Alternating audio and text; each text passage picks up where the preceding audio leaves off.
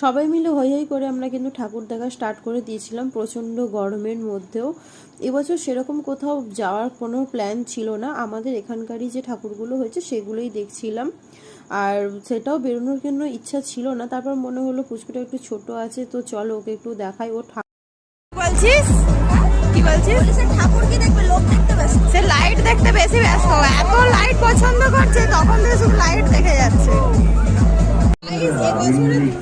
আমার কাছে খুব স্পেশাল। এক তো এরকম দুর্গা ঠাকুর দেখতে পেরেছি, তার মধ্যে ছেলে গেছে, এখন আমি রাস্তার মধ্যে দাঁড়িয়ে ফোনে গান করছি। এর মতো স্পেশাল দুর্গা পুজো আমার লাইফে কোনোদিন আসেনি।